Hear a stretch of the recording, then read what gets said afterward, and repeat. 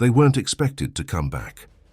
In the chaos of World War II, some men were handed missions that even their commanders whispered about in silence. Missions where survival wasn't part of the plan, only completion. These weren't just orders. They were suicide assignments disguised as strategy. A paratrooper told to drop behind enemy lines with no extraction route. A diver sent to plant charges under an enemy ship, knowing he'd never swim back. A messenger running through open fields of machine gun fire, because the fate of hundreds depended on a single piece of paper reaching its target. Their names rarely made it into history books, yet every victory we celebrate today carries the shadow of their sacrifice. These are their stories of courage beyond reason, of men who volunteered for death and found meaning in it.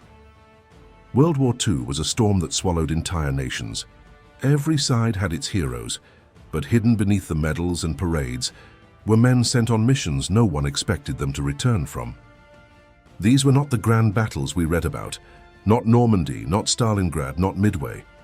These were the small, near-impossible operations, the kind whispered about in war rooms, approved in silence and carried out by men who knew the odds. Many were volunteers. Others were simply chosen, the kind of soldiers who followed orders without question. The missions varied, from sabotaging bridges deep inside enemy territory to delivering codes across hostile lines, to standing alone against overwhelming forces just long enough for their comrades to escape. They were the ghosts of the war, men who didn't fight for glory or medals, but for the lives their actions could save. Some survived against all logic, crawling out of hell with nothing but scars and silence. Others vanished, their names known only to the dirt where they fell. In this story, we will uncover what drove these soldiers to walk knowingly into death's arms and why some still believed it was worth it. The night was silent, too silent. The kind of silence that feels heavy, as if even the air knows something terrible is about to happen. A small aircraft rumbled across the blackened skies over France, its lights off, its engine coughing through the thin air. Inside, 12 men sat shoulder to shoulder, their faces pale under the flicker of a red lamp. They were members of an elite airborne division, trained for one purpose: to drop behind enemy lines and do the impossible. Among them sat Sergeant Daniel Harper, a man of quiet strength and calm eyes. He wasn't supposed to be here. The orders had been clear. The mission was a one-way trip. It was June 1944, just hours before the invasion of Normandy. Allied High Command had identified a German communication hub deep inside occupied territory, a radio relay that could detect and counter Allied air movements. Destroying it would open a corridor for bombers and gliders, saving thousands of lives.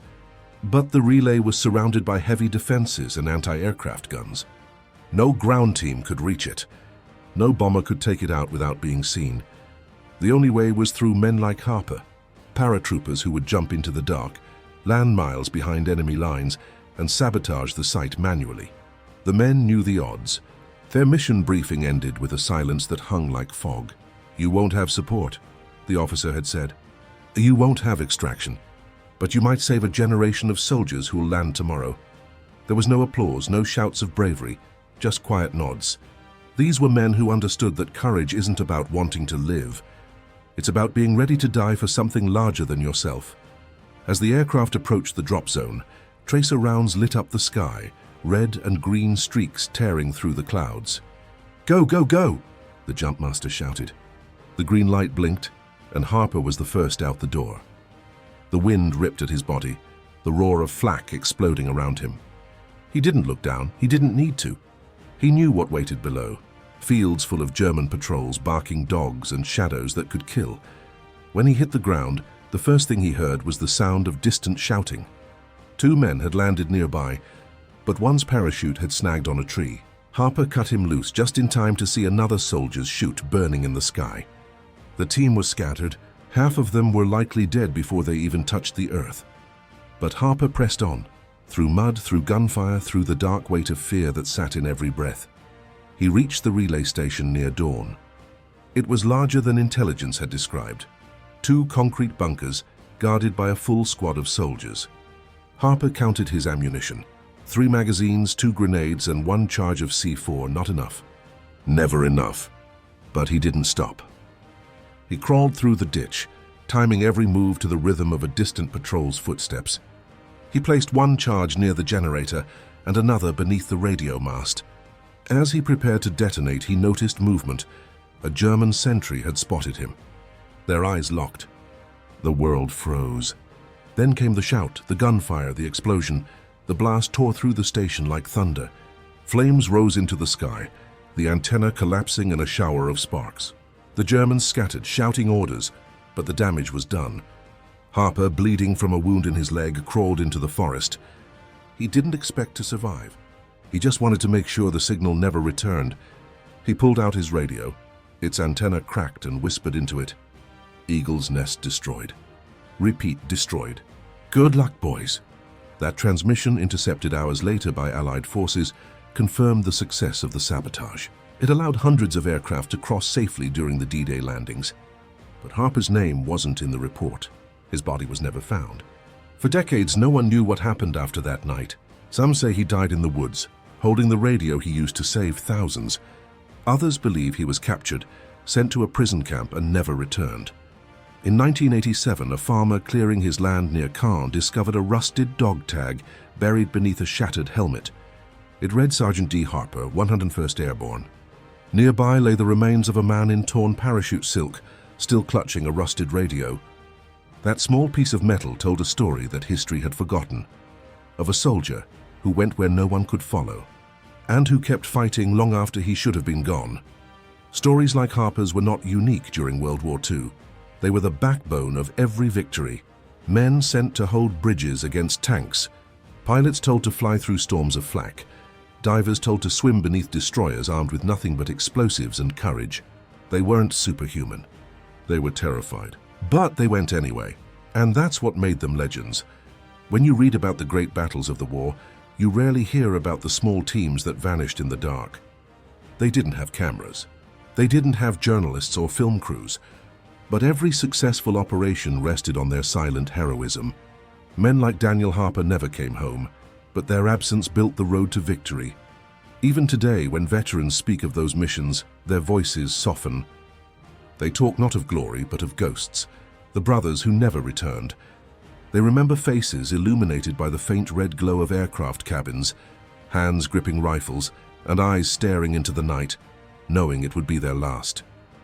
These were the soldiers who took missions they weren't meant to survive, and somehow, their bravery still echoes across the decades, reminding us that some wars are won not by numbers, but by the courage of a few who dared the impossible. By the spring of 1943, the tide of war had begun to shift. The Allies were preparing to strike deep into Axis-held Europe, but one problem stood between them and victory: the heavily fortified naval port of La Rochelle. German submarines, hidden in steel-reinforced pens, launched deadly attacks on Allied convoys every night. No bombing raid could destroy them. The bunkers were too thick, the defenses too strong. If the U-boats continued to sail from that harbor, the Atlantic would remain a graveyard for thousands of Allied sailors. So, a plan was born, one so dangerous that even the men who designed it doubted it could succeed. Operation Tidebreaker. Its mission: infiltrate the harbor, plant magnetic charges beneath the U-boat pens, and escape undetected before dawn. The chances of survival were less than 1 in 10, but that didn't matter to the men chosen for the job. They were volunteers from a newly formed unit known as the Special Boat Section, precursors to modern special forces. Their commander, Lieutenant James "Jack" Mallory, was just 26. Mallory was the kind of man who never raised his voice. His men said he had a calm that could silence fear. The night before the operation, he wrote a short note and tucked it into his uniform pocket. "If this is the end, tell my father I'm proud of what we did." Then he boarded the small, black-painted submarine that would take them to the edge of enemy waters. It was a moonless night. The sea was still as glass, but the air was heavy with tension. Inside the submarine, 6 divers checked their gear in silence. They carried nothing that could identify them. No papers, no dog tags, no insignias. If captured, they would be treated as spies and executed. Mallory looked at his men. Thompson, the engineer who had lost 2 brothers at Dunkirk. Patel, the quiet demolitions expert from Bombay. Harris, the youngest of them all, barely 19. Every one of them knew what this mission meant. At 0200 hours, the submarine surfaced 2 miles off the French coast. The men climbed out into the freezing air, waves lapping against their black suits. Mallory whispered, "Remember that we're ghosts tonight." They slid into the water, the darkness swallowing them whole. For over an hour they swam toward the harbor, guided only by compass light and the distant rumble of engines.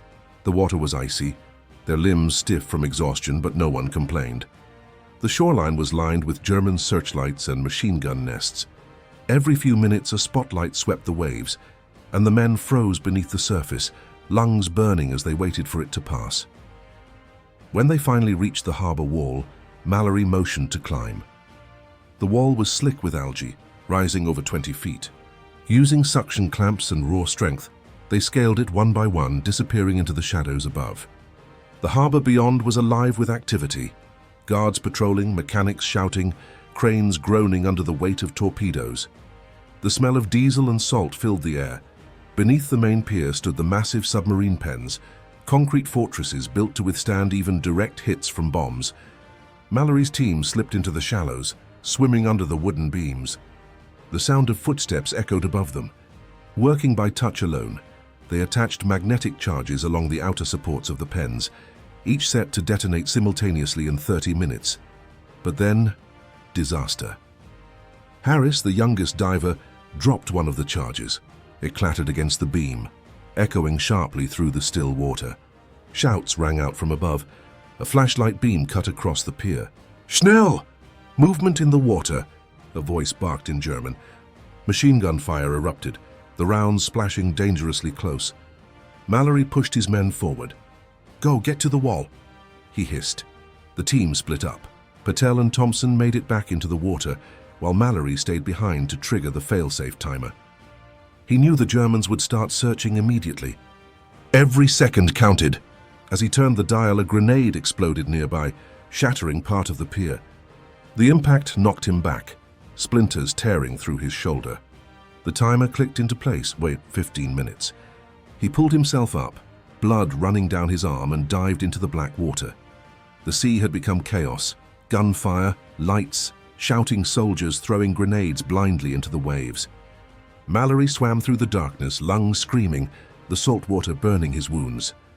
He could see the faint outline of Patel and Thompson ahead, but before he could reach them, a searchlight caught his silhouette. A burst of gunfire tore through the water. He felt a burning pain in his side, but he kept swimming. The mission came first. At 0430 hours, the charges detonated. The explosion was so powerful, it shook the entire coastline. The harbor erupted into fire, waves of smoke and flame rising hundreds of feet into the sky. The reinforced submarine pens cracked, collapsed, and sank beneath the water. Dozens of U-boats were destroyed before they could ever launch again. The German Naval Command was thrown into chaos. Operation Tidebreaker had succeeded, but when Allied intelligence intercepted the report the next morning, only 2 of the 6 men had made it back to friendly waters. Thompson and Patel were pulled from the sea by a patrol boat, half dead from exhaustion and exposure. Mallory and the others were missing. For weeks, no one knew if he had survived. Then a coded German transmission mentioned a British saboteur captured near La Rochelle, one who refused to give his name, even under torture. He was executed a week later. In 1951, when declassified files revealed the full details of Operation Tidebreaker, Mallory's father received a small box from the British Admiralty. Inside was a tarnished wristwatch, still frozen at 4:29, 1 minute before the explosion. A letter accompanied it, written by Thompson himself. "Sir, your son saved every man who crossed the Atlantic that year. He knew he wouldn't make it back, but he went anyway. He told us before we left, someone has to light the fuse, even if they can't see the fire," and he did. The story of Operation Tidebreaker became one of the most secret yet inspiring missions of World War II. The bravery of Mallory's men not only crippled the German naval offensive, but also proved the unmatched courage of those willing to go where survival was never expected. But perhaps what makes their story so haunting isn't just their heroism, it's the humanity behind it. These weren't faceless soldiers. They were sons, brothers, and friends. They laughed before the mission, shared cigarettes, whispered promises of what they'd do if they ever made it home. And in the end, they didn't. Yet their sacrifice became part of a much larger story, a reminder that victory is often written in silence, in shadows and in names that history almost forgets. There's a saying among soldiers, some missions are meant to be survived, others are meant to be remembered. Operation Tidebreaker was never about survival, it was about legacy. When the guns finally went silent in 1945, and the war that had consumed the world began to fade into history, millions returned home.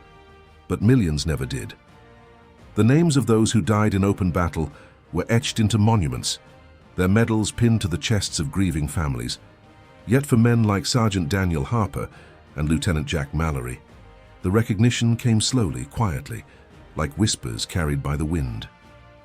Their stories were buried under classified reports and forgotten battlefields, lost to the bureaucracy of victory. It wasn't until years later that the world began to understand what these soldiers had truly given, not just their lives, but their certainty, their peace, their chance to grow old. They were the kind of men who looked at impossible odds and didn't ask, why me? But if not me, then who? That question, unspoken but deeply understood, became the defining spirit of soldiers who took missions they were never meant to survive. It wasn't about fame or glory or even duty.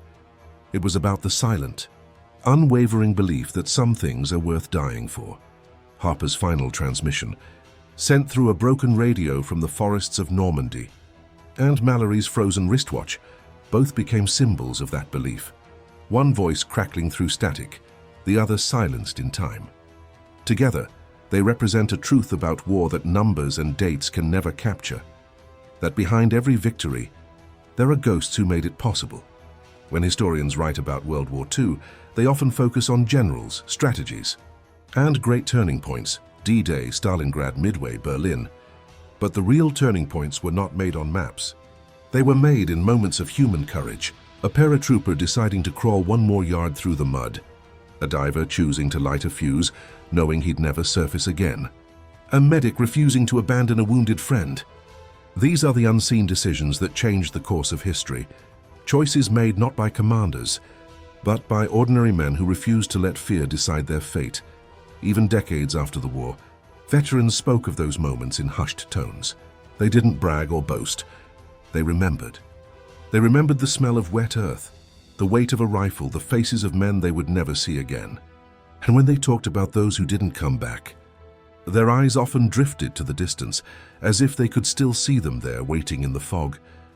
In 1994, during the 50th anniversary of D-Day, a ceremony was held in Normandy. Among the guests were families of paratroopers from the 101st Airborne. One elderly woman stood silently before a small memorial stone marked simply, "Unknown Airborne." She was Harper's sister. For years she had refused to believe he was gone. When asked why she came, she said softly, "Because I still hear his voice every time I see the sky full of clouds. He said he'd be watching from up there." It was the kind of quiet devotion that matched the quiet heroism of those who never returned. Across the sea, in a museum near Portsmouth, sits Mallory's wristwatch, still stopped at 4:29. The label beneath it reads, "Recovered from Operation Tidebreaker, 1943, donated by surviving team members." Its owner died fulfilling his mission. Visitors often stop to stare at it longer than anything else in the exhibit. Perhaps it's because it represents something rare. The moment time stopped not out of defeat, but because of a man's final act of courage. It's easy, decades later, to see war as history. Black and white photographs, headlines, numbers. But for those who lived it, it was color, sound, and feeling. The trembling of the earth as bombs fell, the metallic taste of fear, the smell of oil and blood mixed with rain. And within that chaos, the human heart still managed to find meaning. Men still wrote letters home. They still carried pictures of loved ones in their pockets. They still believed that somehow what they were doing mattered, and it did. Because every bridge destroyed, every signal jammed, every harbor sabotaged by men like Harper and Mallory, all of it added up to the single greatest act of collective endurance in human history. Their sacrifices weren't isolated tragedies. They were threads in a tapestry of survival. Without them, victory might have never come. But perhaps the most haunting part of their story is that they never got to see the world they saved. The peace they fought for was something they could only imagine, a distant idea carried in their minds as they went into battle. They didn't live to hear the laughter in the streets when the war ended, or to see children playing freely again. Yet, in a way, that's what makes their legacy so profound. They gave everything so others could experience what they never would. Today, when you walk through the cemeteries of Normandy or the quiet coastal towns of France, you can still feel them there, not as ghosts but as reminders. The grass grows over their resting places, but their names, their courage, and their stories refuse to fade. Each gravestone tells the same truth. They went knowing they might not return, and they went anyway. History remembers wars by who won and who lost. But humanity remembers by who gave everything without expectation. Soldiers like Harper and Mallory didn't die for medals or monuments. They died for the men beside them, for the hope that one day the world would be done with war. So the next time you see a black and white photograph of soldiers in the rain, helmets tilted low, eyes filled with exhaustion, remember that some of them never expected to see the sunrise again, and yet they stood up, they fought, and they did what had to be done. Because courage isn't about surviving the battle. It's about walking into it when survival isn't promised. These were the men who took missions they weren't meant to survive, and in doing so, they ensured that countless others would. Their names may fade from memory, but their choices echo in every breath of peace the world has taken since. And that is how legends are made, not in victory but in sacrifice. In the end, the story of World War II soldiers who took missions they weren't meant to survive isn't just about war. It's about what it means to be human when everything else is stripped away. Sergeant Daniel Harper, who vanished into the forests of Normandy after destroying a German relay station, and Lieutenant Jack Mallory, who dove into freezing black waters to cripple an entire fleet. Both men knew they wouldn't come back. Yet they went anyway. Their courage didn't just win battles.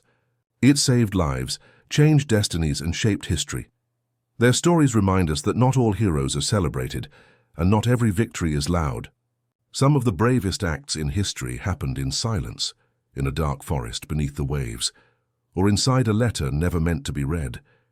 These men didn't survive their missions, but through their sacrifice the world did. So when you think of war, don't just remember the generals and maps. Remember the unknown faces, the paratrooper who whispered into a broken radio, the diver who lit the fuse, the soldier who went forward when everyone else stayed behind. Their courage is why we get to live in peace. If this story moved you, if it made you stop and think about what real bravery looks like, then take a moment to honor them. Leave a comment, share their story, and keep their names alive. Because history only forgets what we allow it to. Subscribe to WW2 Soldiers for more untold stories of courage, sacrifice, and the men who changed the world, not because they wanted to, but because someone had to.